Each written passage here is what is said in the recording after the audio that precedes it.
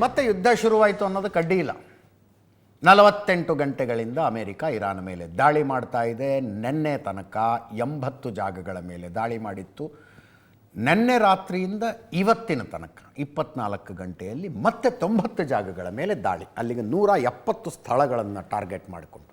ಅದರಲ್ಲಿ ಇರಾನಿನ ರೈಲ್ವೆ ಬ್ರಿಡ್ಜ್ಗಳಿದ್ದಾವೆ, ರೈಲ್ವೆ ಫೆಸಿಲಿಟಿಗಳಿದ್ದಾವೆ, ಬಂದರುಗಳಿದ್ದಾವೆ, IRGC ಸೆಂಟರ್ಗಳಿದ್ದಾವೆ, ಮಿಸೈಲ್ ಲಾಂಚಿಂಗ್ ಜಾಗಗಳಿದ್ದಾವೆ. ಹೀಗೆ ಕಂಡಲ್ಲಿ ದಾಳಿ ಮಾಡ್ತಾ ಇದೆ ಅಮೇರಿಕ. ಇನ್ನೊಂದು ಕಡೆ ಇರಾನ್ ತನ್ನ ಸುತ್ತಲಿನ ದೇಶಗಳಲ್ಲಿರುವ ಅಮೇರಿಕದ ನೆಲೆಗಳ ಮೇಲೆ, ಅದು ಕತಾರ್, ಬಹ್ರೇನ್, ಜೋರ್ಡಾನ್ ಮೇಲೂ ದಾಳಿ ಮಾಡಿದ್ದಾರೆ. ಇವತ್ತು ಜೋರ್ಡಾನ್ ಮೇಲೆ ದಾಳಿ ಮಾಡಿದ್ದಾರೆ ಅಂದರೆ ಮಿಸೈಲ್ ಒಂದು ಸ್ವಲ್ಪ ಈ ಕಡೆ ತಿರುಗಿಸಿದ್ರೆ ಇಸ್ರೇಲೆ ಆಯ್ತಲ್ಲ. ಶುರುವಾದಾಗ ಫೆಬ್ರವರಿ 28 ನಂತರ ಏನೇನಾಗಿತ್ತಲ್ಲ ಎಲ್ಲವೂ ಮತ್ತೆ ಸ್ಟಾರ್ಟ್ ಆದಂಗೆ ಆಯಿತು. ಇದೆಲ್ಲ ಆರಂಭ ಆಗಿದ್ಯಾಕೆ? 3 ಹಡಗುಗಳ ಮೇಲೆ, ಕಮರ್ಷಿಯಲ್ ಹಡಗುಗಳ ಮೇಲೆ, ಆಯಿಲ್ ಟ್ಯಾಂಕರ್ಗಳ ಮೇಲೆ, ಅದರಲ್ಲಿ 2ರಲ್ಲಿ ಕ್ರೂಡ್ ಆಯಿಲ್ ಬರ್ತಾ ಇತ್ತಂತೆ, 1ರಲ್ಲಿ CNG ಬರ್ತಾ ಇತ್ತಂತೆ, IRGC ಅವರು ಅಟ್ಯಾಕ್ ಮಾಡಿದ್ರು. IRGC ವಾಣಿಜ್ಯ ಹಡಗುಗಳ ಮೇಲೆ, ಹಾರ್ಮುಜ್ ದಾಟಿ ಬರ್ತಾ ಇದ್ದ ವಾಣಿಜ್ಯ ಹಡಗುಗಳ ಮೇಲೆ ದಾಳಿ ನಡೆಸುವುದರೊಂದಿಗೆ ಸ್ವಿಟ್ಜರ್ಲ್ಯಾಂಡಿನಲ್ಲಿ ಆದ ಶಾಂತಿ ಒಪ್ಪಂದದ MOUನ ವಯಲೇಟ್ ಮಾಡಿದೆ IRGC ಅಂತೇಳಿ ಅಮೇರಿಕದವರು ಯುದ್ಧ ಶುರು ಮಾಡಿದ್ದಾರೆ. ದೃಶ್ಯಗಳನ್ನು ನೋಡಿ ಒಂದ್ಸಲ. ಇರಾನಿನ ಬಂದರ ಮೇಲೆ ಬುಷೇಹರ್, ಬಂದರ್ ಕೊಂಗನ್, ಬಂದರ್ ಲಂಗೆಹ್, ಬಂದರ್ ಅಬ್ಬಾಸ್, ಸಿರಿಕ್, ಬಂದರ್ ಜಾಸ್ಕ್, ಚಾಬಹಾರ್ ಬಂದರು, ಇರಾನ್ ಶಹರ್, ಅಕ್ವಾಲಾ, ಲೇಸಸ್ತಾನ್ ಪ್ರಾಂತ್ಯದ ರೈಲ್ವೆ ಸೇತುವೆ, ಕನಾರಕ್, ಕೆಶ್ಮ ದ್ವೀಪ, ಅಬು ಮೂಸಾ ದ್ವೀಪ, ಲವನ್ ದ್ವೀಪ ಅಮೆರಿಕದ ಬೇಸಿಕ್ ಟಾರ್ಗೆಟ್ಗಳಿವೆಲ್ಲ. ಚಬಹಾರ್ ನಗರದ ಇಮಾಮ್ ಅಲಿ ನೆಲೆಯ ಮೇಲೆ IRGC ನೌಕಾನೆಲೆ ಸಂಪೂರ್ಣ ಧ್ವಂಸ. 92 ಜನ ಸತ್ತೋಗಿದ್ದಾರೆ ನೋಡ್ರಿ. 48 ತಾಸಿನಲ್ಲಿ ಇರಾನ್ ಮೇಲೆ ನಡೆಸಿದ ದಾಳಿಯಲ್ಲಿ 92 ಜನ ಸತ್ತೋಗಿದ್ದಾರೆ. ಇರಾನಿನ ಬಂದರ್ ಅಬ್ಬಾಸ್ ಮೇಲೆ ನಡೆದಂಥ ದಾಳಿಯ ದೃಶ್ಯಗಳಿದ್ದಾವೆ. ಶಹಬಾರ್ ಬಂದರಿನ ಮೇಲೆ ನಡೆದ ದಾಳಿಯ ದೃಶ್ಯಗಳಿದ್ದಾವೆ. ಬುಷೇಹರ್ ಮೇಲೆ ನಡೆಸಿದ ದಾಳಿಯ ದೃಶ್ಯಗಳಿದ್ದಾವೆ.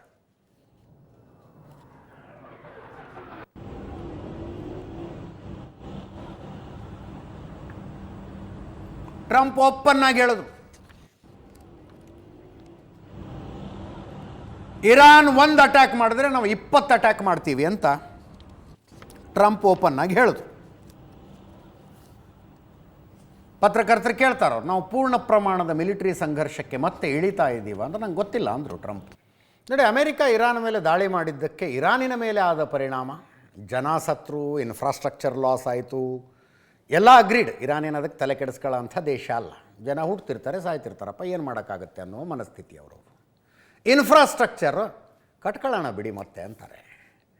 ಅಲ್ಲೇನಾಯಿತು, ಹಣ್ಣು ಮುದುಕನಾಗಿದ್ದ ಅಯಾತುಲ್ಲಾ ಅಲಿ ಖಮೇನಿನ ಕೊಂದು ಆತನನ್ನು ದೊಡ್ಡ ಮಾರ್ಟೈರ್ ಮಾಡಿ, ನೋಡಿ ಇವತ್ತು ಅಂತಿಮ ಸಂಸ್ಕಾರ ಆಗಿದ್ದು 1 ಕೋಟಿ ಜನ ಇದ್ದರು. ತೋರಿಸ್ತೀನಿ ಆಮೇಲೆ ಆ ದೃಶ್ಯಗಳನ್ನು.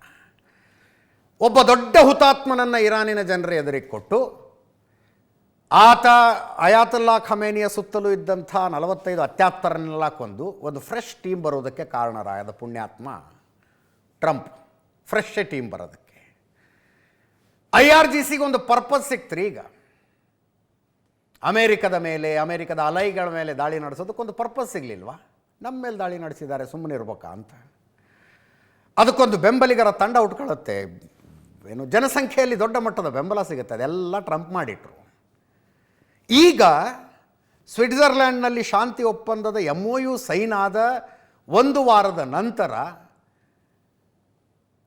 ಆಯಿಲ್ ಟ್ಯಾಂಕರ್ಗಳ ಮೇಲೆ ದಾಳಿ ಮಾಡುವ ಮೂಲಕ IRGC ಏನು ಮಾಡ್ತು ಅಂತ ನನಗನ್ನಿಸ್ತಾ ಇರೋದು, ಟ್ರಂಪ್ನ JD ವ್ಯಾನ್ಸನ್ನು ಒಂದು ಮಾಡಿದ್ರು ಇವರು. ಅದರ್ವೈಸ್ ಈ ಯುದ್ಧ ಮತ್ತು ಯುದ್ಧವನ್ನು ಟ್ರಂಪ್ ತೆಗೆದುಕೊಂಡು ಹೋದ ರೀತಿಯ ಬಗ್ಗೆ JD ವ್ಯಾನ್ಸ್ಗೆ ತುಂಬ ಅಸಮಾಧಾನಗಳಿದ್ವು. ಹೋಲ್ ಹಾರ್ಟೆಡ್ಲಿ ಯಾವತ್ತೂ ಸಪೋರ್ಟ್ ಮಾಡಲಿಲ್ಲ ಅವರವ್ರನ್ನ.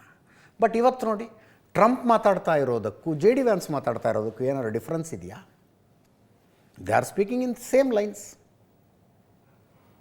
ಆ ಟ್ರಂಪೇ ನೆನ್ನೆ ಸ್ಕಮ್ ಗಿಮ್ ಅಂತೆಲ್ಲ ಜನರನ್ನ ಬೈದು, ಇರಾನಿನ ಜನರನ್ನ, ಇವತ್ತು ದೇ ಆರ್ ನೈಸ್ ಪೀಪಲ್ ಅಂತೆ. JD ವ್ಯಾನ್ಸಿಗೆ ಸಹಜ, ಹಿ ಮಸ್ಟ್ ಬಿ ಪಿಸ್ಡ್ ಆಫ್.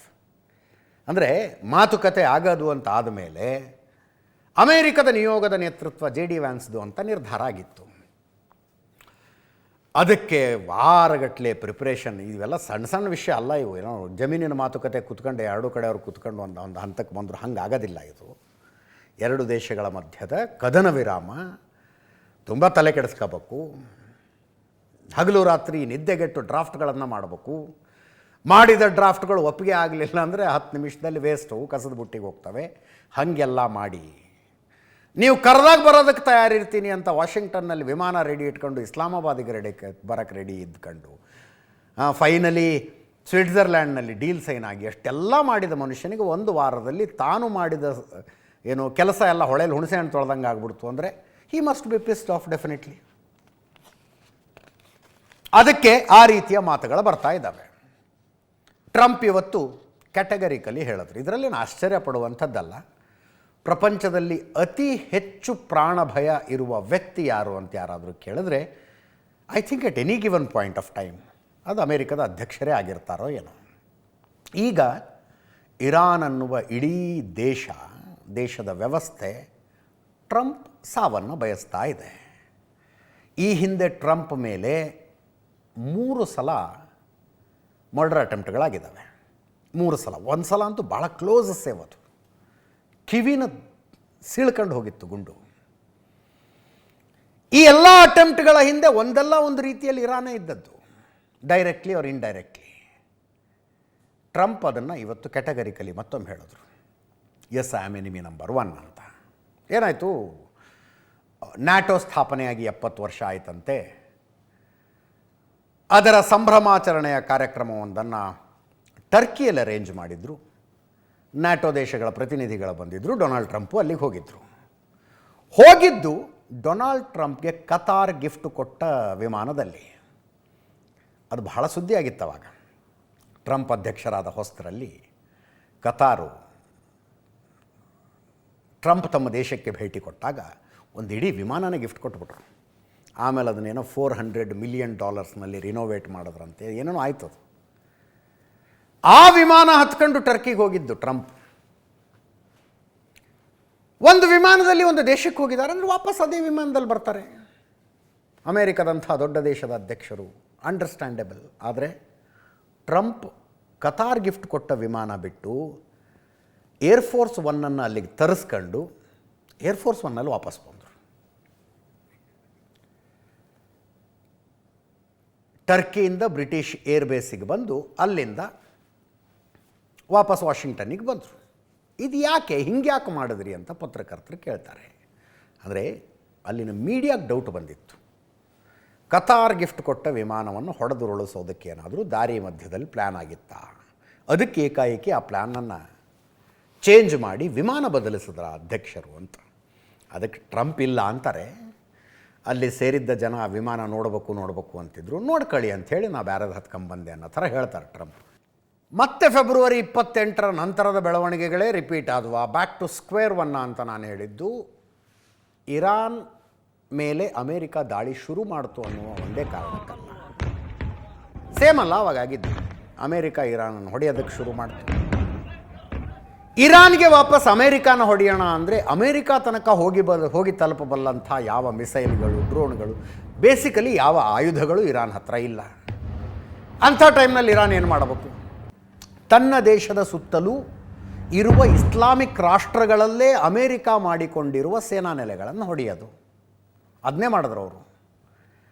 ಇದು ತಿಂದಿದ್ದಲ್ಲ ಉಂಡಿದ್ದಲ್ಲ ನಮಗ್ಯಾಕಿದು ಅಂತ ದುಬೈದಂಥ ದೇಶಗಳು ಗಾಬರಿಯಾಗಿ ಕೂತ್ಕೊಂಡು, ಯುನೈಟೆಡ್ ಅರಬ್ ಎಮಿರೇಟ್ಸ್ನಂಥ ದೇಶಗಳು. ಮತ್ತೆ ಹಾಗೆ ಶುರುವಾಯ್ತು ನೋಡಿ. 85 ಅಟ್ಯಾಕ್ಗಳನ್ನು ಇರಾನ್ ಮಾಡ್ತು ತನ್ನ ಸುತ್ತಲಿನ ದೇಶಗಳಲ್ಲಿರುವ ಅಮೇರಿಕದ ಸೇನಾ ನೆಲೆಗಳ ಮೇಲೆ.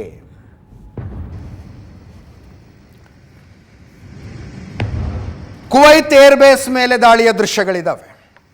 ಬಹರೇನ್ನ ಅಮೇರಿಕಾ ಏರ್ಬೇಸ್ ಮೇಲೆ MQ-9 ರೀಪರ್ ಡ್ರೋನನ್ನು ಹೊಡೆದುರುಳಿಸಲಾಗಿದೆ.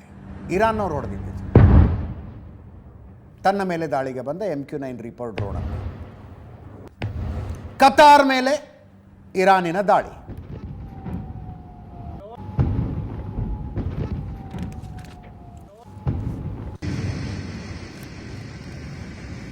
ಜೋರ್ಡಾನ್ ಮೇಲೂ ಇರಾನ್ ದಾಳಿ ನಡೆಸ್ತು. ಹಿಂಗೆ ಯಾಕೆ ಅಂತ ಕೇಳಿದ್ರು ಅವ್ರು ಹೇಳೋದು, ನಾವು ನಿಮ್ಮ ದೇಶದ ಮೇಲೆ ದಾಳಿ ನಡೆಸ್ತಾ ಇರೋದಲ್ಲ, ನಿಮ್ಮ ದೇಶದೊಳಗೆ ನೀವೇನು ಜಾಗ ಕೊಟ್ಟಿದ್ದಕ್ಕೆ ಅಮೇರಿಕದವರು ಸೇನಾ ನೆಲೆಗಳನ್ನು ಮಾಡ್ಕೊಂಡಿದ್ದಾರಲ್ಲ, ಆ ಸೇನಾ ನೆಲೆಗಳನ್ನು ಹೊಡಿತಾ ಇರೋದು ಅಂತ ಇರಾನ್ನವ್ರು ಹೇಳ್ತಾರಷ್ಟೆ. ಮೊಹಮ್ಮದ್ ಗಾಲಿಬಾಫ್ ಇರಾನ್ನ ಸ್ಪೀಕರ್ ಸ್ಟೇಟ್ಮೆಂಟ್ ರಿಲೀಸ್ ಮಾಡಿದ್ದಾರೆ. ಬೆದರಿಕೆ ಮತ್ತು ಸುಲಿಗೆಯ ಯುಗ ಈಗ ಮುಗಿದು ಹೋಗಿದೆ. ನಮ್ಮ ಮೇಲೆ ದಾಳಿ ಮಾಡಿದವರು ಬೆಲೆ ತೆರಬೇಕಾಗತ್ತೆ. ಅಮೇರಿಕ ಕದನ ವಿರಾಮ ಉಲ್ಲಂಘಿಸಿ ನಮ್ಮ ಮೇಲೆ ದಾಳಿ ಮಾಡಿದೆ. ನೀವು ದಾಳಿ ಮಾಡಿದ್ರೆ ನಿಮಗೆ ತಕ್ಕ ಉತ್ತರ ಸಿಕ್ಕೇ ಸಿಗುತ್ತೆ. ಅಮೇರಿಕದ ಬೆದರಿಕೆಯಿಂದ ಹಾರ್ಮೂಜ್ ಓಪನ್ ಮಾಡಲ್ಲ, ಇರಾನಿನ ಷರತ್ತುಗಳ ಮೇಲೆ ಮಾತ್ರ ಹಾರ್ಮೂಜ್ ಓಪನ್ ಆಗುತ್ತೆ ಅಂತ.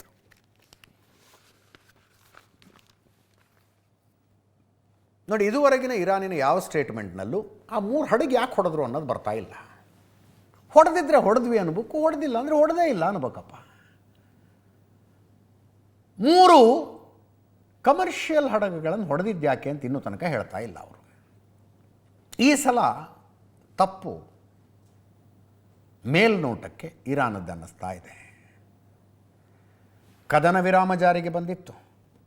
ಯಾವ್ಯಾವ ಟರ್ಮ್ಸ್ ಆ್ಯಂಡ್ ಅಗ್ರಿಮೆಂಟ್ ಮೇಲೆ ಕದನ ವಿರಾಮ ಜಾರಿಗೆ ಬಂತಲ್ಲ, ಅದನ್ನು ನೋಡಿದವ್ರಿಗೆಲ್ಲ ಎಂಥ ದಡ್ರಿಗೂ ಅರ್ಥ ಆಗ್ತಿತ್ತು ಇರಾನ್ ಗೆದ್ದಿದೆ ಇದರಲ್ಲಿ ಅಂತ. ಹಾರ್ಮೂಜ್ ಜಲಸಂಧಿ ಮುಕ್ತ ಮಾಡಬೇಕು ಅನ್ನೋದು ಒಂದು ಕಂಡೀಷನ್. ಈಗಷ್ಟೇ ಅಮೇರಿಕದವ್ರು ರಿಲೀಸ್ ಮಾಡಿದಾರಂತ ನೋಡಿ, ಪೂರ್ಣ ಪ್ರಮಾಣದ ದಾಳಿಗೆ ನಾವು ಸಿದ್ಧರಾಗಿದ್ದೀವಿ ಅಂತ. ಪೂರ್ಣ ಪ್ರಮಾಣದ ದಾಳಿಗೆ ಸಿದ್ಧರಾಗಿದ್ದೀವಿ ಅಂತ ಅಮೇರಿಕದವರು ರಿಲೀಸ್ ಮಾಡಿರುವ ದೃಶ್ಯಗಳಿದು. ಸ್ವಿಟ್ಜರ್ಲ್ಯಾಂಡ್ನಲ್ಲಿ ಆದ ಅಗ್ರಿಮೆಂಟು ಇರಾನಿನ ಮೇಲುಗೈ ಅದು. It was in favour of Iran. 20-25 ವರ್ಷದಿಂದ ಬಿಲಿಯನ್ ಗಟ್ಟಲೆ ಡಾಲರ್ ದುಡ್ಡು ಅಮೇರಿಕದ ಸ್ಯಾಂಕ್ಷನ್ ಕಾರಣಕ್ಕಾಗಿ ಇರಾನಿನ ದುಡ್ಡು ಎಲ್ಲೆಲ್ಲೋ ಸ್ಟ್ರಕ್ ಆಗಿಬಿಟ್ಟಿತ್ತು. ಇರಾನ್ ಕಂಡೀಷನ್ ಹಾಕಿತ್ತು ಅದು ರಿಲೀಸ್ ಆಗಬೇಕು ಅಂತ. ಅಮೇರಿಕದವರು ಹ್ಞೂ ಅಂದಿದ್ರು. ಅಮೇರಿಕ ಹಾಕಿದ ಸ್ಯಾಂಕ್ಷನ್ನಿನ ಕಾರಣಕ್ಕಾಗಿ ಇರಾನ್ ಓಪನ್ ಮಾರ್ಕೆಟ್ನಲ್ಲಿ ತನ್ನ ಆಯಿಲ್ ಮಾರ ಹಂಗಿರಲಿಲ್ಲ. ಏನೇ ಇದ್ರೂ ಕದ್ದು ಮುಚ್ಚಿ ಸ್ಮಗ್ಲಿಂಗ್ ಮಾಡಬೇಕು. ಅದು ಓಪನ್ ಮಾರ್ಕೆಟ್ನಲ್ಲಿ ಆಯಿಲ್ ಮಾರೋದಕ್ಕೆ ನಿಮ್ಮ ಯಾವ ಅಡೆತಡೆನೂ ಇರಬಾರ್ದು ಅಂತ ಇರಾನ್ ಕಂಡೀಷನ್ ಹಾಕ್ತು. ಅಮೇರಿಕ ಹ್ಞೂ ಅಂತು. 300 ನನಗೆ ಎಕ್ಸಾಕ್ಟ್ ದುಡ್ಡು ನೆನಪಾಗ್ತಾ ಇಲ್ಲ. ಅಮೇರಿಕದವ್ರು ನೀವು ದಾಳಿ ಮಾಡಿದ್ದೀರಲ್ಲ ನಮ್ಮ ದೇಶದ ಮೇಲೆ, ಇಷ್ಟೆಲ್ಲ ಇನ್ಫ್ರಾಸ್ಟ್ರಕ್ಚರ್ ಲಾಸ್ ಆಗಿದೆ, ಅದನ್ನು ವಾಪಸ್ ಕಟ್ಕೊಳ್ಳೋದಕ್ಕೆ ಇಂತಿಷ್ಟು ದುಡ್ಡು ಕೊಡಬೇಕು ಅಂತ ಹೇಳ್ತು ಇರಾನು. ಅಮೇರಿಕದವರೇ ನಮಗಾಗೋದಿಲ್ಲ ಅಂದರು. 28,000 ಕೋಟಿಯನ್ನು ಇಂಡಿಯನ್ ಕರೆನ್ಸಿಲಿ ಆಗ್ತಿತ್ತು ಆ ದುಡ್ಡು. ಅಮೇರಿಕದವ್ರು ನಮಗಾಗೋದಿಲ್ಲ ಅಂದರು. ಅಮೇರಿಕ ನಡೆಸಿದ ದಾಳಿಯಿಂದ ತಮಗೆ ಹೊಡ್ತಾ ಬಿತ್ತು ಅಂತ ಅಮೇರಿಕದ ಮಿತ್ರ ರಾಷ್ಟ್ರಗಳೇನಿದ್ವಲ್ಲ ಇರಾನಿನ ಸುತ್ತಲೂ, ನೀವು ಕೊಡೋದು ಬೇಡ, ನಿಮ್ಗೆ ಎಷ್ಟಾಗುತ್ತೆ ಅಷ್ಟು ಕೊಡಿ, ಉಳಿದಿದ್ದ ದುಡ್ಡು ನಾವು ಹಾಕಿ ಇರಾನಿಗೆ ಕೊಡ್ತೀವಿ ಅಂದರು. ಅಮೇರಿಕದವರು ಕೊಡ್ತಿದ್ರು, ಅಕ್ಕಪಕ್ಕದ 8-10 ದೇಶಗಳು ಸೇರ್ಕೊಂಡು ಕೊಡ್ತಿದ್ವು. 28,000 ಕೋಟಿ ಇರಾನಿಗೆ ಬರ್ತಾ ಇತ್ತು. ಅಷ್ಟೆಲ್ಲ ಆದಮೇಲೂ ಏನು, ಅಂತಿಮ ಕದನ ವಿರಾಮ ಸೈನ್ ಆಗೋದು 60 ದಿನಗಳ ನಂತರ ಅಂತ ಹೇಳಿದ್ರು. 2 ತಿಂಗಳು ಆದಮೇಲೆ. ಆ 2 ತಿಂಗಳು ತಣ್ಣಗೆದ್ದು ಬಿಟ್ಟಿದ್ರೆ ಬಹಳ ಒಳ್ಳೆಯದಾಗ್ತಿತ್ತಪ್ಪ. ಅಂಥದ್ರಲ್ಲಿ ಹಾರ್ಮುಜ್ ದಾಟ್ಕೊಂಡು ಹೋಗ್ತಾ ಇದ್ದ ಹಡಗುಗಳ ಮೇಲಿನ ದಾಳಿ ಅನವಶ್ಯಕವಾಗಿತ್ತು. ಈಗ ಮತ್ತೆ ಅಮೇರಿಕದವರು 170 ಸಲ ಹೊಡೆದ್ರಂತೆ, 85 ಸಲ ಇರಾನ್ನವರು ಅಕ್ಕಪಕ್ಕದ ದೇಶಗಳ ಮೇಲೆಲ್ಲ ಹೊಡೆದ್ರಂತೆ. ರಿಸಲ್ಟ್ ಏನು? 6% ಕ್ರೂಡ್ ಆಯಿಲ್ ಪ್ರೈಸ್ 24 ತಾಸಲ್ಲಿ ಜಾಸ್ತಿ ಆಗ್ಬಿಡ್ತು. $72 ಬಂದಿತ್ತು, ಮತ್ತೆ $80 ಆಯಿತು. ಹೀಗೆ ಮುಂದುವರ್ಕೊಂಡು ಹೋದರೆ ಯುದ್ಧ ಪೀಕ್ನಲ್ಲಿದ್ದಾಗ ಆಗಿತ್ತಲ್ಲ $126, ಅಲ್ಲಿಗೆ ಹೋಗುತ್ತಾ ಏನೋ. ಮತ್ತೆ ಶೇರ್ ಮಾರ್ಕೆಟ್ ಕ್ರ್ಯಾಶ್ ಅಂತೆ, ಬೆಳ್ಳಿ ಬಂಗಾರದ ರೇಟ್ ಮತ್ತೆ ಜಾಸ್ತಿ ಆಗ್ತವೆ. ಸಾವಾಸ ಅಲ್ಲ ಇವ್ರದ್ದು.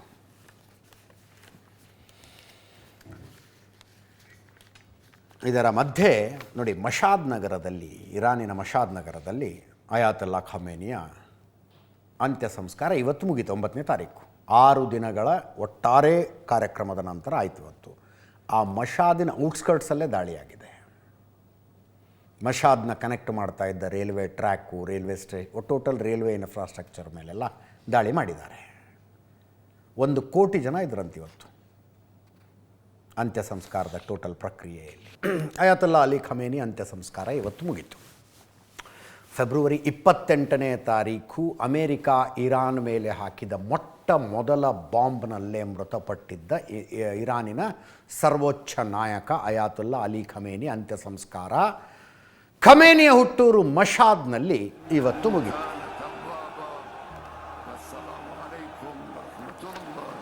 ಇಮಾಮ್ ರೇಜಾ ದರ್ಗಾ ಅಲ್ಲೇ ಮಾಡಬೇಕು ಅಂತ ಅಂತಿಮ ಇಚ್ಛೆಯಾಗಿತ್ತು. ಅಲ್ಲೇ ಅಂತ್ಯ ಸಂಸ್ಕಾರ ಮುಗಿತು. ಟೋಟಲ್ 6 ದಿನಗಳ ಶೋಕಾಚರಣೆಯ ನಂತರ ಕಾರ್ಯಕ್ರಮಗಳು ಹೆಂಗೆ ನಿಗದಿಯಾಗಿದ್ವು ಅಂದರೆ, ಪಾರ್ಥಿವ ಶರೀರವನ್ನು ಇರಾನ್ ದೇಶದಿಂದ ಇರಾಕ್ ದೇಶಕ್ಕೆ ತಗೊಂಡೋಗಿ ಅಲ್ಲಿ ಕರ್ಬಲಾದಲ್ಲಿ ಸಾರ್ವಜನಿಕ ದರ್ಶನಕ್ಕಿಟ್ಟು ವಾಪಸ್ ಮಷಾದಿಗೆ ತಗೊಂಡು ಬಂದು ಹಾಗೆಲ್ಲ ಆಯಿತು.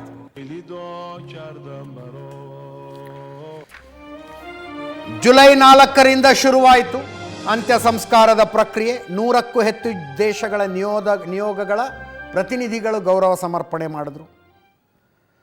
ಜುಲೈ 5ನೇ ತಾರೀಕು ಟೆಹರಾನ್ನ ಇಮಾಮ್ ಖಮೈನಿ ಗ್ರ್ಯಾಂಡ್ ಮೊಸಲ್ಲಾದಲ್ಲಿ ಅಂತಿಮ ದರ್ಶನದ ವ್ಯವಸ್ಥೆಯಾಗಿತ್ತು. ಅದರ ಮಾರನೇ ದಿವಸ ಜುಲೈ 6ಕ್ಕೆ ಟೆಹರಾನ್ನಲ್ಲಿ ಮೆರವಣಿಗೆಗಳು ನಡೆದವು.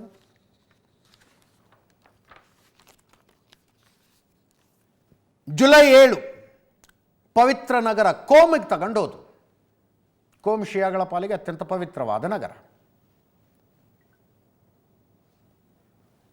ಅಫ್ಕೋರ್ಸ್ ಮೆಕ್ಕಾ ಮದೀನಾನೂ ಪವಿತ್ರವೇ.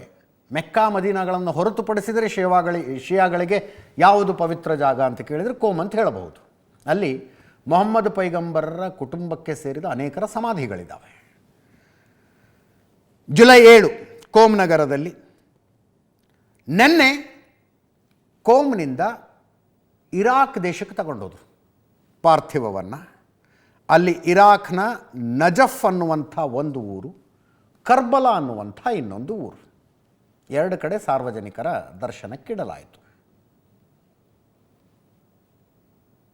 ಕರ್ಬಲಾ ಇಸ್ಲಾಮಿಕ್ ಹಿಸ್ಟ್ರಿಯಲ್ಲಿ ಬಹಳ ಪ್ರಮುಖವಾದ ಊರು. ಶಿಯಾ ಸುನ್ನಿ ಡಿವೈಡ್ನ ದೃಷ್ಟಿಯಿಂದ ಕೂಡ ಬಹಳ ಪ್ರಮುಖವಾದ ಊರು ಕರ್ಬಲಾ, ಇರಾಕ್ನಲ್ಲಿದೆ. ಅಲ್ಲಿಗೆ ತಗೊಂಡೋದ್ರು. ಅಲ್ಲಿಂದ ಮತ್ತೆ ಏರ್ ಫ್ಲೋ ಮಾಡಿಕೊಂಡು ಹೆಲಿಕಾಪ್ಟರ್ ಮೂಲಕ ಮಷಾದ್ ನಗರಕ್ಕೆ ತಗೊಂಡು ಬಂದರು. ಮಷಾದ್ನ ಇಮಾಮ್ ರೇಜಾ ದರ್ಗಾದಲ್ಲಿ ಅಂತಿಮವಾಗಿ ಸಮಾಧಿ ಮಾಡಲಾಯಿತು.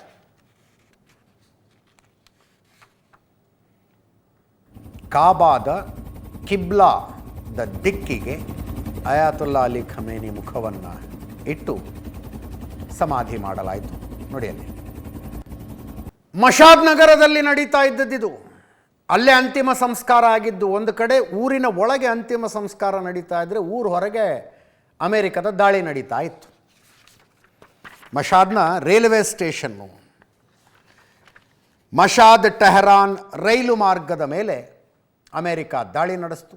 ಟ್ರೈನ್ ಟ್ರ್ಯಾಕ್ ಹೊಡೆದಿದ್ದಾರೆ, ಟ್ರೈನನ್ನಲ್ಲ. ಅದಾದ ತಕ್ಷಣ ಟ್ರೈನ್ ಫೆಸಿಲಿಟಿ ಎಲ್ಲ ನಿಲ್ಲಿಸ್ಬಿಟ್ರಂತೆ. ಮಷಾದ್ಗೆ ಸಂಪರ್ಕಿಸುವ 2 ಸೇತುವೆಗಳನ್ನು ಅಮೇರಿಕದವರು ಹೊಡೆದಾಕಿದ್ದಾರೆ. ಇವತ್ತೇ ಈ ಫೆಬ್ರವರಿ 28ರ ಅಮೇರಿಕದ ದಾಳಿಯಲ್ಲಿ ಏನು ಮೃತಪಟ್ಟರಲ್ಲ 45 ಜನ, ಇನ್ಕ್ಲೂಡಿಂಗ್ ಅಯಾತುಲ್ಲಾ ಅಲಿ ಖಮೇನಿ, ಆ ಜಾಗದ ದೃಶ್ಯಗಳನ್ನು ಇವತ್ತು 35 ಸೆಕೆಂಡಿದ್ದು ಒಂದು ವಿಡಿಯೋ ರಿಲೀಸ್ ಮಾಡಿದ್ದಾರೆ ಇರಾನ್ನವರು. ಇರಾನಿನ ಸ್ಟೇಟ್ ಮೀಡಿಯಾದಲ್ಲಿ ಪ್ರಸಾರ ಆಯ್ತಿದ್ದು. ಇದರಲ್ಲಿ ಇಮಾಮ್ ಖಮೇನಿ ಹುಸೇನಿಯಾ ಅನ್ನೋದು ಒಂದು ಜಾಗ ಇದೆ. ಅದು ಒಂದು ರೀತಿ ಅಯಾತುಲ್ಲಾ ಖಮೇನಿ ಮನೆಯ ಸಭಾಂಗಣ. ಅದು ಒಂದು 300-400 ಜನ ಸೇರಿಕೊಂಡು ಒಂದು ಭಾಷಣದ ರೀತಿ ಮಾಡೋದು, ದೊಡ್ಡ ದೊಡ್ಡ ಸಭೆಗಳನ್ನು ನಡೆಸ್ತಾ ಇದ್ದ ಜಾಗ. ಅದಕ್ಕೆ ಇರಾನಿಯನ್ಸು ಅಂದರೆ ಆ ಜಾಗಕ್ಕೊಂಥರ ಅಟ್ಯಾಚ್ಡ್ ಇದ್ರು. ಅದು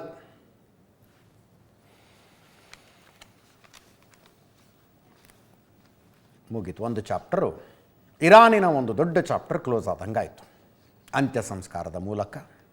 ಯುದ್ಧ ಯಾವಾಗ ಮುಗಿಯುತ್ತೆ ಅಂತ ಸದ್ಯಕ್ಕಿರೋ ಪ್ರಶ್ನೆ.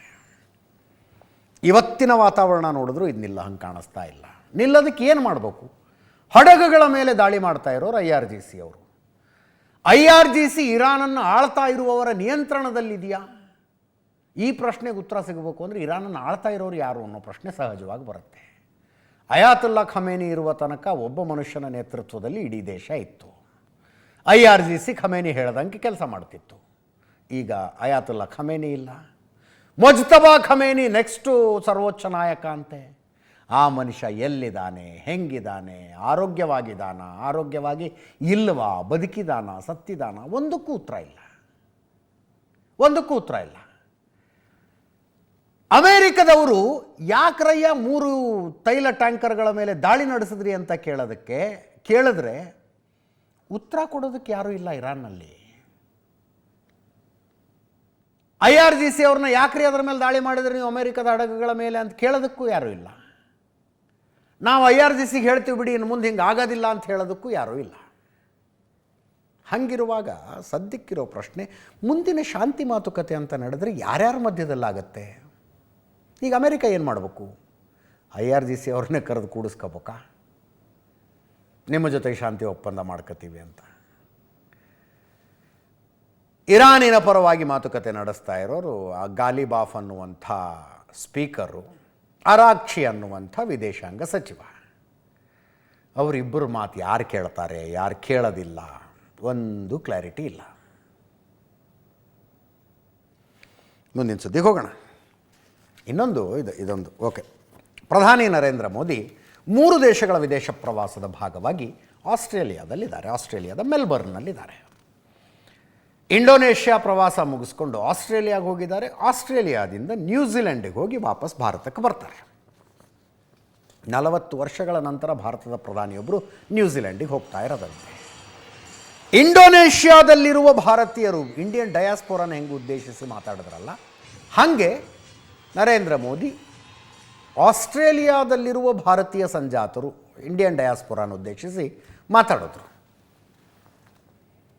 ಅಲ್ಲಿ ಅಂದರೆ ಈ ಆಸ್ಟ್ರೇಲಿಯಾ ಪ್ರವಾಸದ ಬಗ್ಗೆ ಹೇಳೋದಕ್ಕೆ ತುಂಬ ಇದ್ದಾವೆ, ಬೇರೆ ಸುದ್ದಿಗಳು ಜಾಸ್ತಿ ಇರೋದಕ್ಕೆ ಇದೊಂದು. ಅಂದರೆ ಆಪರೇಷನ್ ಸಿಂಧೂರದ ವಿಷಯವನ್ನು ಪ್ರಧಾನಿ ನರೇಂದ್ರ ಮೋದಿ ವೇದಿಕೆಯ ಮೇಲೆ ಪ್ರಸ್ತಾಪಿಸಿದಾಗ ಅಷ್ಟು ದೊಡ್ಡ ಸ್ಟೇಡಿಯಂನಲ್ಲಿ ಸೇರಿದ್ದ ಭಾರತೀಯರ ಪ್ರತಿಕ್ರಿಯೆ ಹೆಂಗಿತ್ತು ಅಂತ, ಹೌ ದೇ ರಿಸೋನೇಟೆಡ್ ಅನ್ನೋದನ್ನು ತೋರಿಸೋದಕ್ಕಷ್ಟೇ ಇದು. ಪ್ರಧಾನಿ ನರೇಂದ್ರ ಮೋದಿಯವರು ಮಾತಾಡೋದಕ್ಕೆ ಹೇಳಿದ್ರು. ಆಪರೇಷನ್ ಸಿಂಧೂರದ ಸಮಯದಲ್ಲಿ ಡೆಮೋ ನೋಡಿದ್ದೀರಿ, ಭಯೋತ್ಪಾದಕರ ಅಡ್ಡೆಗಳಲ್ಲಿ ಸ್ಫೋಟ ಸಂಭವಿಸ್ತಾ ಇದ್ದರೆ ಅದರ ಪ್ರತಿಧ್ವನಿ ಪ್ರಪಂಚದ ತುಂಬ ಕೇಳಿಸ್ತಾ ಇತ್ತು. ಇದರಿಂದ ನಿಮಗೆ ಗರ್ವ ಆಗಿದೆಯೋ ಇಲ್ಲವೋ ಅಂತ ಕೇಳಿದ್ರು. ಮುಂದಿನ ಸುದ್ದಿಗೆ ಹೋಗೋಣ. ಪಶ್ಚಿಮ ಬಂಗಾಳದ್ದು. ಪಶ್ಚಿಮ ಬಂಗಾಳದಲ್ಲಿ ಅಧಿಕಾರ ಬದಲಾವಣೆಯಾಗಿದೆ. 15 ವರ್ಷಗಳ ತೃಣಮೂಲ ಕಾಂಗ್ರೆಸ್ನ ಆಡಳಿತ ಮುಗಿದು BJP ಆಡಳಿತ ಶುರುವಾಗಿದೆ. ಆ ಬದಲಾವಣೆಯ ಸಾಕ್ಷಿಗಳು, ಕುರುಹುಗಳು ಅಲ್ಲಲ್ಲಿ ಕಾಣಿಸ್ತಾ ಇದ್ದಾವೆ. ಸರ್ಕಾರ ಬಂದ ಹೊಸರಲ್ಲಿ ತುಂಬ ಸುದ್ದಿಗಳು ಬಂದು, ಅಕ್ರಮ ಬಾಂಗ್ಲಾ ವಲಸಿಗರು ಹೆಂಗೆ ವಾಪಸ್ ಹೋಗ್ತಿದ್ದಾರೆ ನೋಡಿ ಅಂತ. ತೃಣಮೂಲ ಕಾಂಗ್ರೆಸ್ ಸರ್ಕಾರ ಇದ್ದ ಕಾಲದಲ್ಲಿ ಜನಸಾಮಾನ್ಯರ ಮೇಲೆ ದೌರ್ಜನ್ಯ ಮಾಡಿದ ಕೆಲವರ ಮೇಲೆ ಹಿಂಸಾತ್ಮಕ ಪ್ರತಿಭಟನೆಗಳಾದವು. ಈಗ ಒಂದು ರೇಪ್ ಕೇಸಿನ ಚರ್ಚೆ ಆಗ್ತಾ ಇದೆ. 11 ವರ್ಷದ ಹುಡುಗಿ, 24 ಪರಗಣದಲ್ಲಿ ನಡೆದ ಘಟನೆ ಇದು. 24 ಪರಗಣ ಜಿಲ್ಲೆ ಬರಾಯಿಪುರ ಅನ್ನೋ ಊರಿನಲ್ಲಿ 11 ವರ್ಷದ ಹುಡುಗಿಯೊಬ್ಬಳು ತನ್ನ ಫ್ರೆಂಡ್ದು ಅನಿಸುತ್ತೆ ಬರ್ಡೇ ಇರುತ್ತೆ, ಬರ್ಡೇಗೆ ಗಿಫ್ಟ್ ತರೋದಕ್ಕೆ ಅಂತ ಮನೆಯಿಂದ ಹೊರಗಡೆ ಹೋದವಳು ವಾಪಸ್ ವಾಪಸ್ಸೇ ಬರಲಿಲ್ಲ. ತಂದೆ ತಾಯಿ ಹುಡುಕೋವಷ್ಟು ಹುಡುಕಿದ್ರು. ಇದು ಜುಲೈ 4ನೇ ತಾರೀಕಾಗಿತ್ತು. ತಂದೆ ತಾಯಿ ಹುಡುಕೋವಷ್ಟು ಹುಡುಕಿ ಮಿಸ್ಸಿಂಗ್ ಕೇಸ್ ಕೊಟ್ಟರು, ನಮ್ಮ ಮಗಳು ಮನೆಗೆ ಬಂದಿಲ್ಲ ಅಂತ. ಮಾರನೇ ದಿನ ಜುಲೈ 5ನೇ ತಾರೀಕು ಸೂರ್ಜಾಪುರದ ಹಾತ್ ಪ್ರದೇಶದ ಹೊಂಡದಲ್ಲಿ ಆ ಹುಡುಗಿಯ ಶವ ಸಿಕ್ತು. ದೃಶ್ಯಗಳನ್ನು ನೋಡ್ತಾ ಇದ್ದೀವಿ.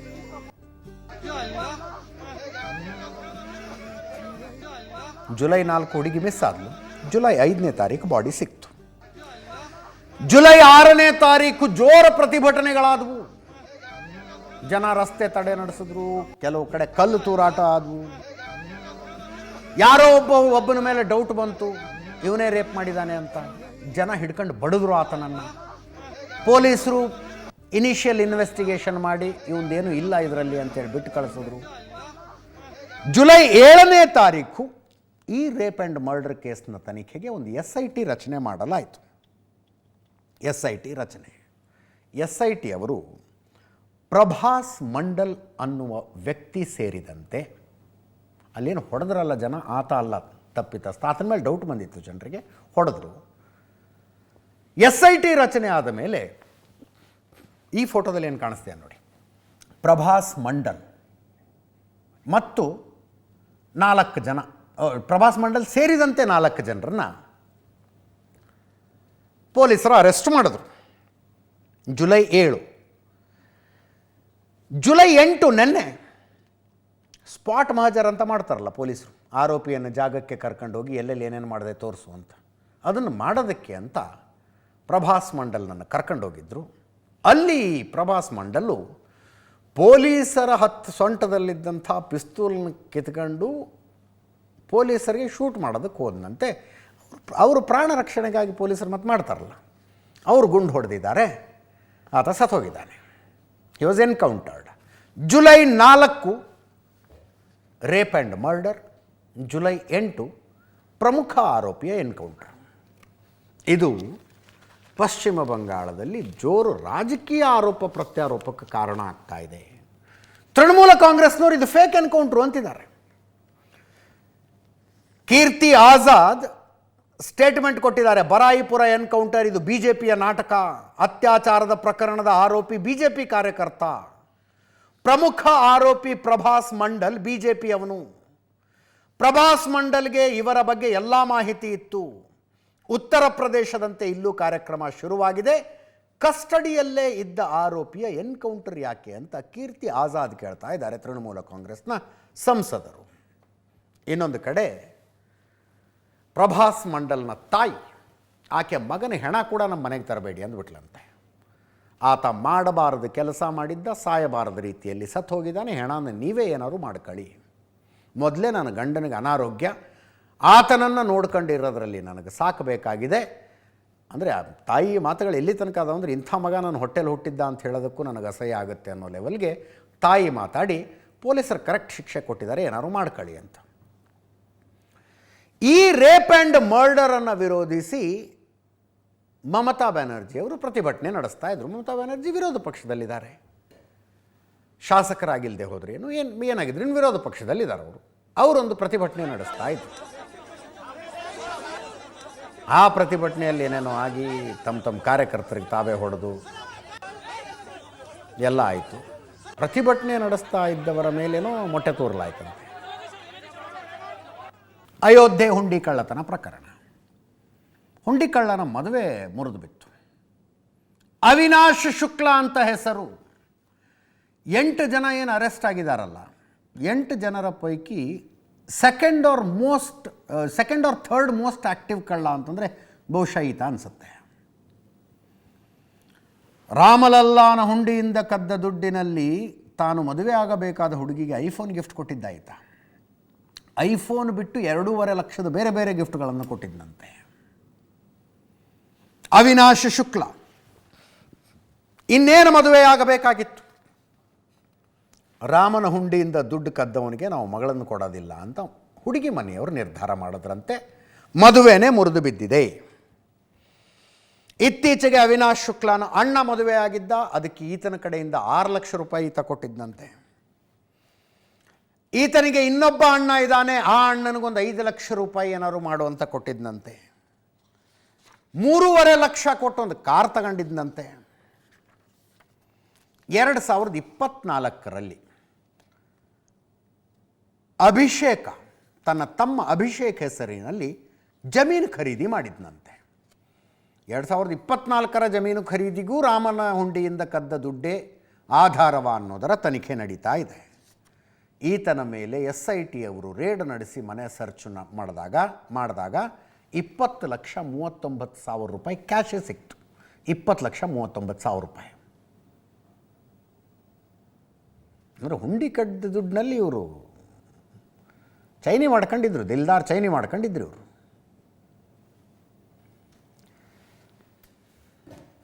ಅವಿನಾಶ್ ಶುಕ್ಲಾನ ಕಥೆ ಇದು. ಮದುವೆ ಮುರಿದು ಬಿತ್ತೀಗ. ಇನ್ನೊಂದು ಕಡೆ ರಾಮ ಮಂದಿರ ನಿರ್ಮಾಣದ ಜವಾಬ್ದಾರಿ ಹೊತ್ತಿದ್ದ ಗೋಪಾಲ್ ನಾಗರಕಟ್ಟೆ ಅಥವಾ ಗೋಪಾಲ್ ರಾವ್ ಅಂತ ಏನು ಕರಿತೀವಿ, ಕನ್ನಡಿಗರು. ಅವರು ಅಯೋಧ್ಯೆ ರಾಮ ಮಂದಿರದ ಹತ್ರನೇ ಅವ್ರದ್ದು ರೂಮ್ ಇತ್ತು, ವಾಕೆಬಲ್ ಡಿಸ್ಟೆನ್ಸಲ್ಲಿ ರೂಮ್ ಇತ್ತು ಅವ್ರದ್ದು. ಅಲ್ಲಿಂದ ಕರಸೇವಕಪುರಂಗೆ ಶಿಫ್ಟ್ ಆಗಿದ್ದಾರೆ, ವಾಸ್ತವ್ಯ ಬದಲಿಸಿದ್ದಾರೆ. ಅಯೋಧ್ಯೆಯ ಟ್ರಸ್ಟ್ನಿಂದ ಕೊಡಲಾಗಿದ್ದ ಕಾರನ್ನು ವಾಪಸ್ ಕೊಟ್ಟಿದ್ದಾರೆ ಅವರು. ಆ ನಂತರ ಅವರದ್ದೊಂದು ಹೇಳಿಕೆ, ಟ್ರಸ್ಟ್ನಿಂದ ನನ್ನನ್ನು ಕೈ ಬಿಟ್ಟಿಲ್ಲ, ಕೆಲವು ದಿನ ಸಭೆಯಿಂದ ದೂರ ಇರುವಂತೆ ಸೂಚನೆ ಕೊಟ್ಟಿದ್ದಾರೆ. ಅಯೋಧ್ಯೆ ರಾಮ ಮಂದಿರ ಟ್ರಸ್ಟ್ನಲ್ಲಿ ಕೆಲವರು ಆಹ್ವಾನಿತ ಸದಸ್ಯರಿದ್ದಾರೆ. ಅಂದರೆ ಕೆಲವು ಆಹ್ವಾನಿತ ಸದಸ್ಯರು, ಅವರ ಪೈಕಿ ಇವರು ಒಬ್ಬರಾಗಿದ್ದರು. ಕೆಲವು ದಿನ ನೀವು ಸಭೆಗೆ ಬರಬಾರ್ದು ಅಂತ ಹೇಳಿದ್ದಾರೆ. ದೇಣಿಗೆ ವಿವಾದದ ಬಳಿಕ ಇಬ್ಬರು ಟ್ರಸ್ಟ್ ಸದಸ್ಯರು ರಾಜೀನಾಮೆ ಕೊಟ್ಟಿದ್ದಾರೆ. ನಾನು ಕೆಲವು ದಿನ ಸಭೆಯಲ್ಲಿ ಪಾಲ್ಗೊಳ್ಳುವುದು ಬೇಡ ಅಂತ ಟ್ರಸ್ಟ್ ನಿರ್ಧಾರ ಮಾಡಿದೆ. ನಾನು ಈ ಹೊಸ ವ್ಯವಸ್ಥೆಗೆ ಸಂಪೂರ್ಣವಾಗಿ ಸಹಕಾರ ನೀಡುತ್ತೇನೆ. ಹೊಸ ತಂಡ ಅಧಿಕಾರ ವಹಿಸಿಕೊಂಡ ಬಳಿಕ ಹುದ್ದೆಯಿಂದ ಕೆಳಗಿಳಿಯುತ್ತೇನೆ. ರಾಮ ಮಂದಿರದ ದೈನಂದಿನ ಚಟುವಟಿಕೆಗಳು ಎಂದಿನಂತೆ ನಡೆದಿವೆ.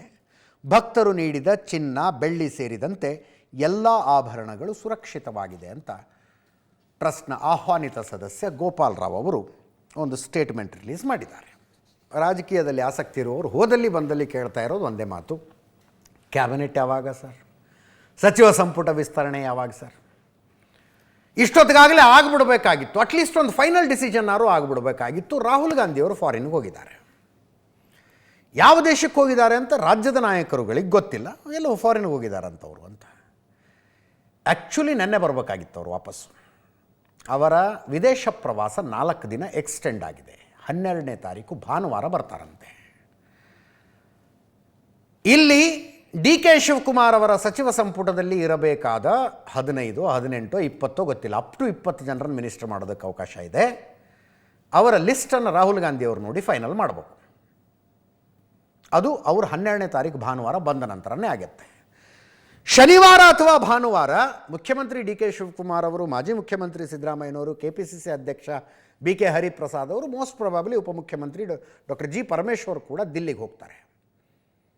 ಆ್ಯಕ್ಚುಲಿ 4 ದಿನಗಳ ಕಲಬುರಗಿ ಬೇರೆ ಬೇರೆ ಕಾರ್ಯಕ್ರಮಗಳಿಗಾಗಿ ಮಲ್ಲಿಕಾರ್ಜುನ ಖರ್ಗೆ ಅವರು ಕಲಬುರಗಿಗೆ ಬರಬೇಕಾಗಿತ್ತು. ಇವತ್ತು ಅವ್ರು ಕ್ಯಾನ್ಸಲ್ ಮಾಡ್ಕೊಂಡಿದ್ದಾರೆ. ಅಂದರೆ ಕ್ಯಾಬಿನೆಟ್ ಲಿಸ್ಟ್ ಫೈನಲ್ ಮಾಡ್ಕೊಂಡೇ ಬರೋದು ಅನ್ನೋ ತನಕ ಹೇಳಿದರೆ ಅರ್ಥ ಇಷ್ಟೇ, ಇದು ಫಾಸ್ಟಾಗಿ ಏಕಾಏಕಿ ಶುರುವಾಯಿತು. ಅದರ್ವೈಸ್ ಅದರ ಚರ್ಚೆನೇ ಇಲ್ಲ ಅನ್ನೋ ಥರ ನಿಂತು ಹೋಗಿಬಿಟ್ಟಿತ್ತು.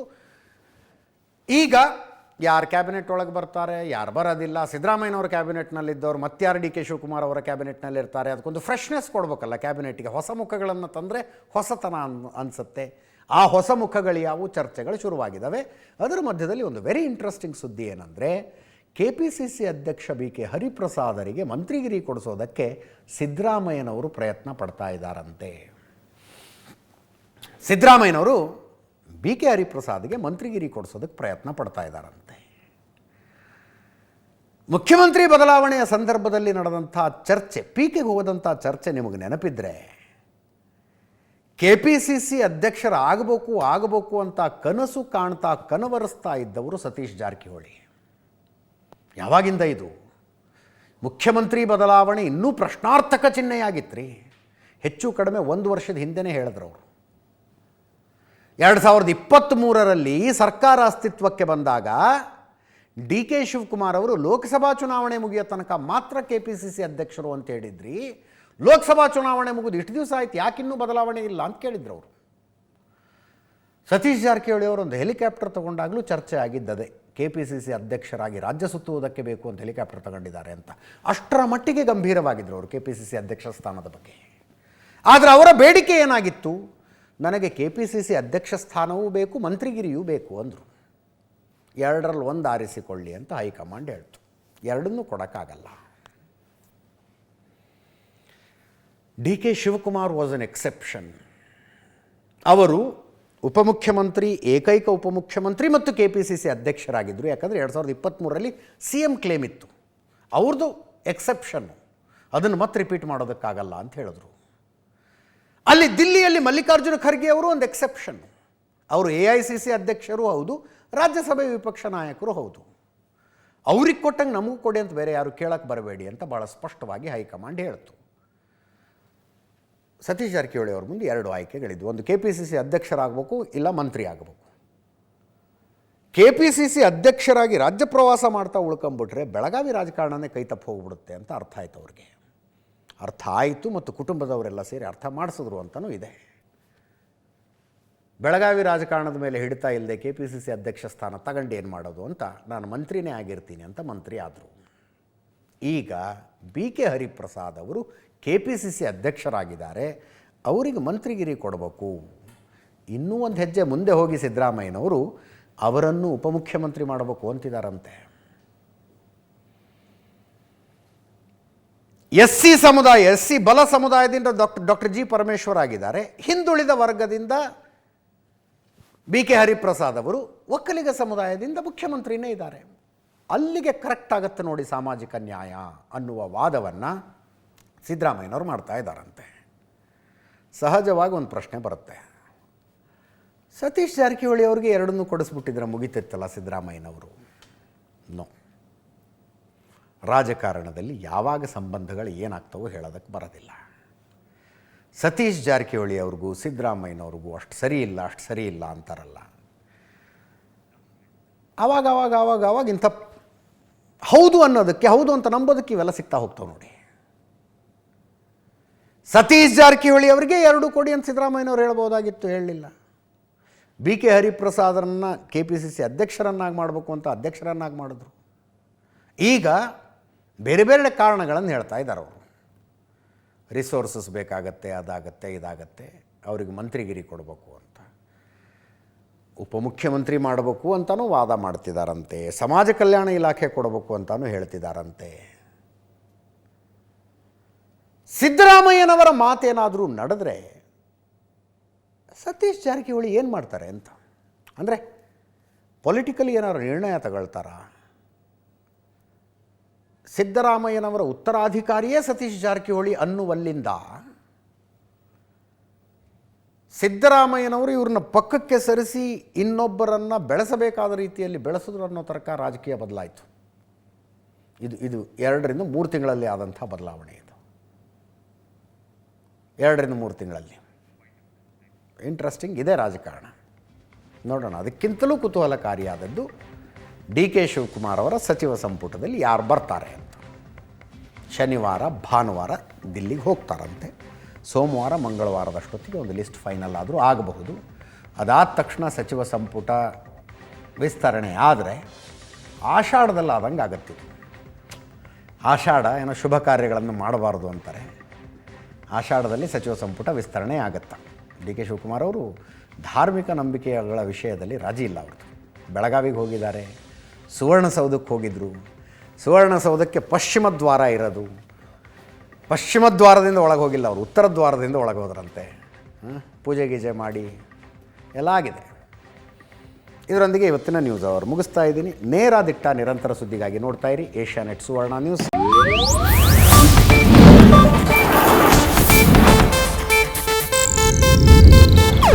ಇದು ಏಷ್ಯಾನೆಟ್ ನ್ಯೂಸ್ ನೆಟ್ವರ್ಕ್ ಪ್ರಸ್ತುತಿ.